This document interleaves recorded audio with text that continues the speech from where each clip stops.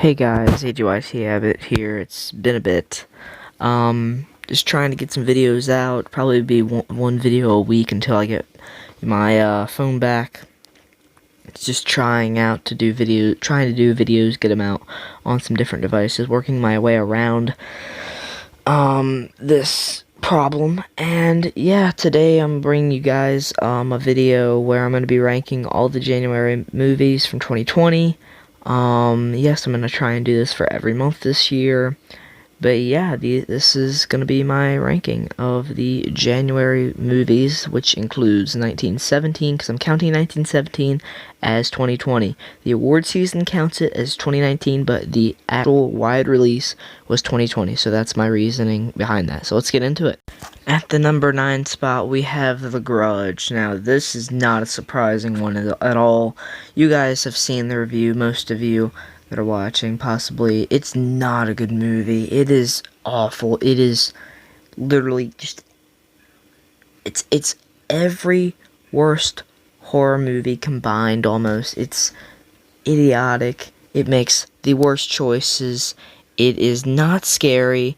And the jump scares even are funny at times, so this sucks. At number 8 is Like a Boss. I didn't want to do a review on this.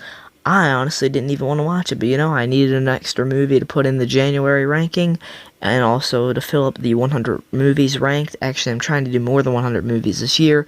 Anyway, Like a Boss is just funny at all. Tiffany Haddish and Rose Byrne and Salma Hayek do their best, and I do like them. I do like those three. They are three phenomenal actresses. But this is just a plain film. Now at number 7 is well, no, not even that. Dolittle. Man, what happened? Do you guys remember when I did a trailer reaction to this? I was so excited, and my hope got shattered when I saw this, because it was just painfully bad. I mean, they didn't, it was like they never even thought that maybe, hey guys, some adults are gonna watch this. It was centrally made for kids, which I get, but still.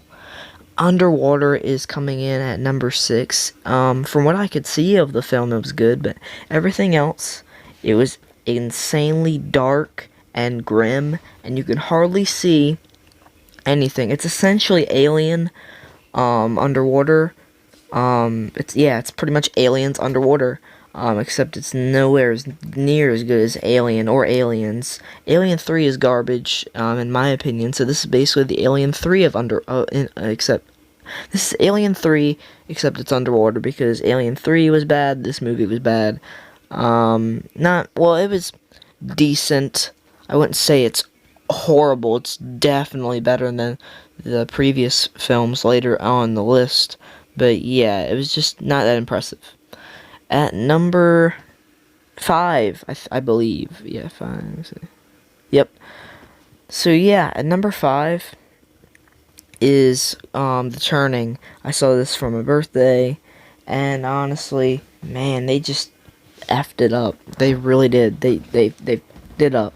In you know, in the great words of Angry Joe, this is just a really poor way to treat your audience or your film viewers, because the ending just completely sweeps the rug out of everything and just messes everyone up and confuses everyone, and will likely never get an explanation, because I doubt they're making a sequel, although now I hear someone else is throwing their hat into the ring and taking this on, so hopefully they do it better. At number 4 is Gretel and Hansel, A Grim Fairy Tale. Now, this movie could have been so good. It had such good potential. And the cinematography is great. The cinematography is great. Cast is great.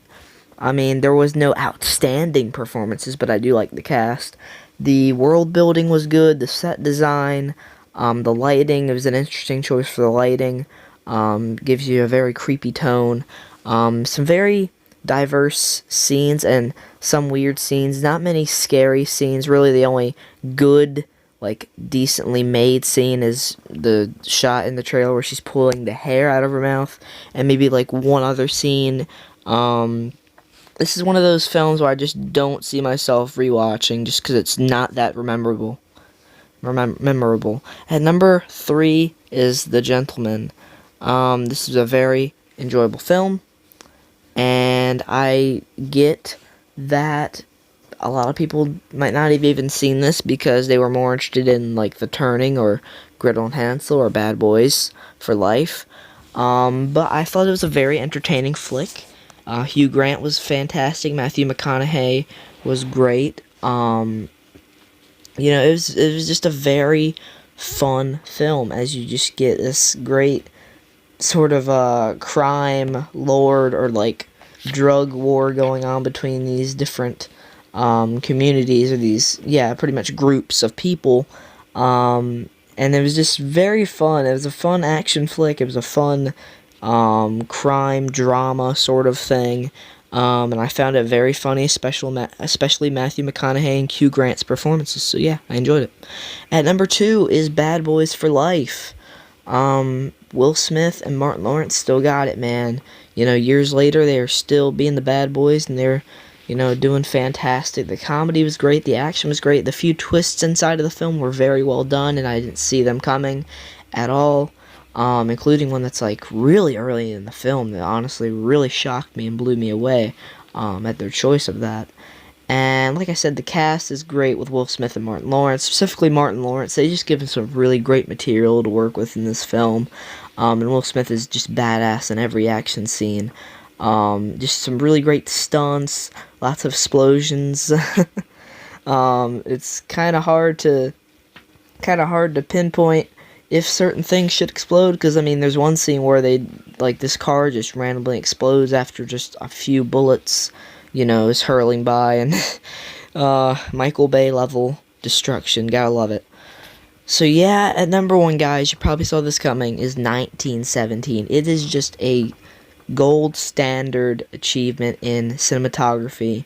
It is not a very memorable war flick, but it is one of the best war flicks, simply because of the articulation of the story and their characters, as they are greatly developed, and the story is very well, whoa, it hits home.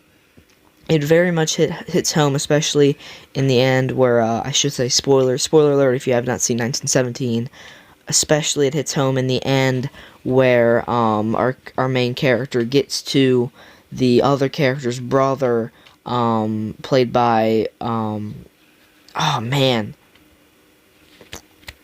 played by the guy that played, man, I forget what his name is. He played John Reed in, Rocket Man. I'm blanking on his name currently right now, but yeah, let me think of his name right quick. Richard Madden is great in this film, and just the little part he's in at the very, very end as our second main character's brother, when he learns of his brother's death. It's very heartbreaking, but yeah, tremendous achievement in cinematography. But yeah, that's it for my ranking, guys. Let me know what your ranking is of the January films.